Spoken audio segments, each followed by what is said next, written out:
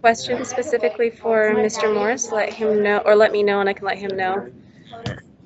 The thing about bubbles. People. Okay. That, can you get that? Let's see if this shows up on the camera. Can you guys see his bubble photo? Can you see how the swirls are changing on that? He got the up close. And so one of the things that made the colors more visible is having that black background and the lighting setup he has. Gabe and Josh did a handmade setup, not as fancy as this one, but I asked them to put together a tutorial in case any of you want to do that for your bubble photography.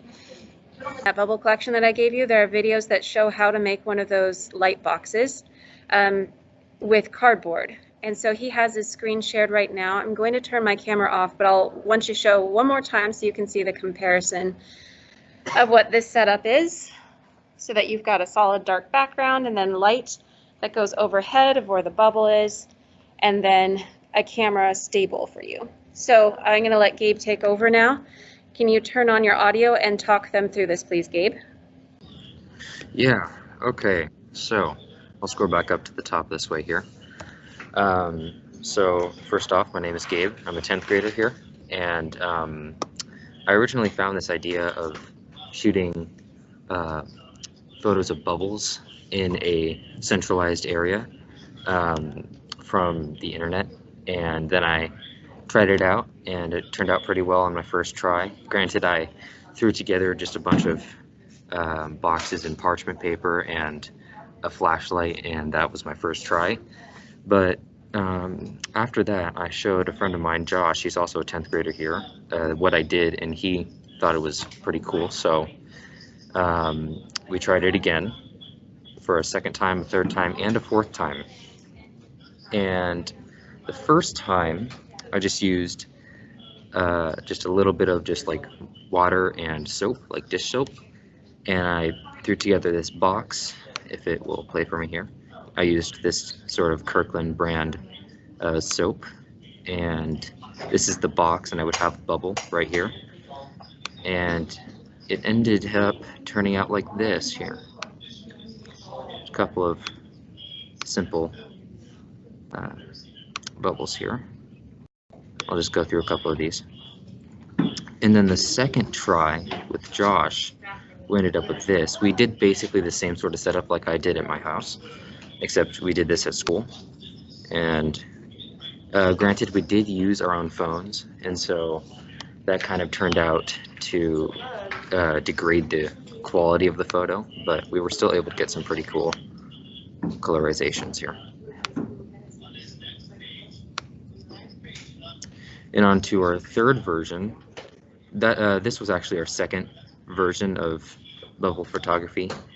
It's just a box and tape. And this is our third version. We were able to put together a well-designed box, and the bubbles turned out a lot better than we thought they would on version 3. I'll go through just a couple of these here.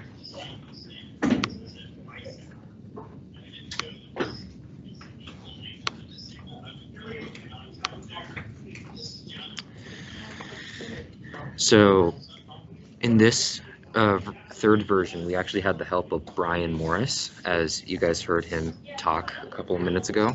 He was able to provide us with a bunch of tips and a bunch of different tricks that we could use to actually diffuse the light properly. That way we could get a better color in the bubble.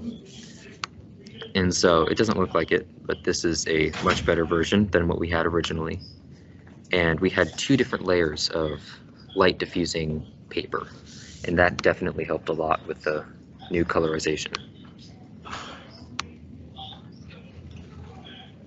And last thing that we noticed is that there's a sort of color change that happens as the bubble's life starts and ends. It starts out with like a pastel color of like green and like purple and a little bit of orange, as you can see here at the beginning of the bubble. And then as you go on, it starts to turn a little bit brighter. And then you get just brighter colors, less pastel, more colorful, more lively, I guess you could call it. And then it starts to turn like a whiter color. And then you might end up getting like purple or blue like we did. And then it'll turn white, and that's when you know it's about to pop. So yeah, and I got my inspiration from this video here. Watched it a couple weeks ago and I thought it was the coolest thing ever. But yeah, that's my whole thing. You're starting with this strobe up here, produces sun just like sunlight. It's just white light, exactly like sunlight. Some mechanism, some principle translates the light coming down here into the camera so that you get these incredible colors. Why is it doing that? And then the other question was, when you first start the bubble, you get these myriads of colors. And the longer you take the colors, it goes from reds and oranges and yellows, or to violets to blues. And eventually, if you keep doing it, there won't be any color at all. It'll just be perfectly clear, and then it's going to pop.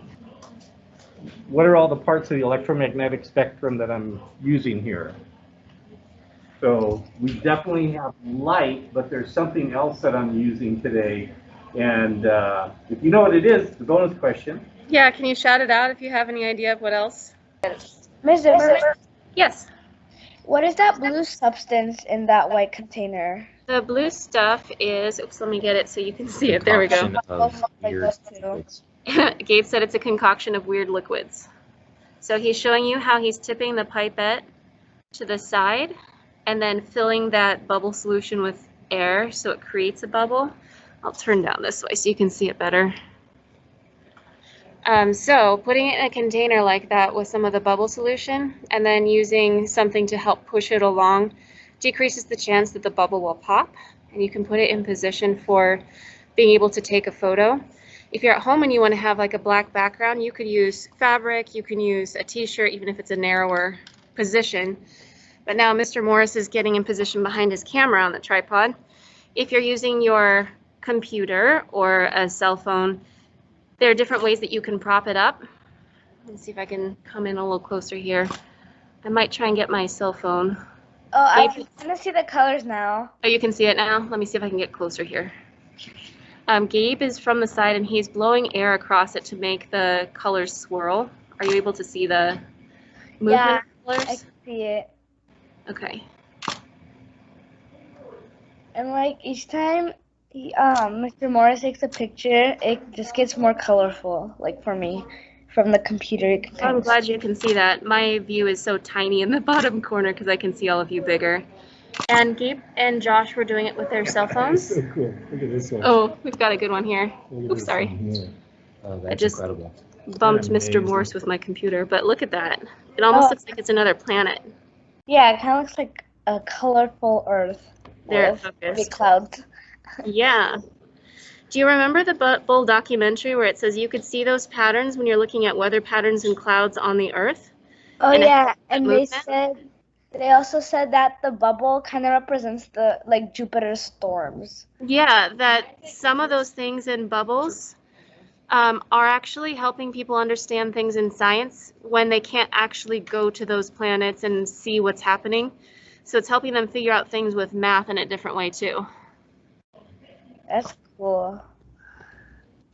So Zimmerman, yes. so you know how there's the blue substance in the cup? It's the same thing as the one in the container, right?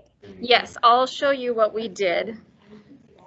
We just used this kind of dish soap and we got it from the dollar store. When I read different articles, and I posted some of those links for you in that Wakelet about bubbles, it said Dawn dish soap has been tested and seems like it's the one that helps the bubbles last the longest.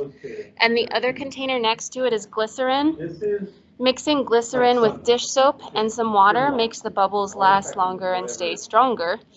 I got the glycerin from Amazon and they delivered it to my house. They have little tiny containers, but I got a big container for the school just because I knew we were going to do a lot of bubble things. We've already gone through like 4 containers of dish soap. I had a huge one, but we've done it for the whole school and brought those things outside with the big bubble wands.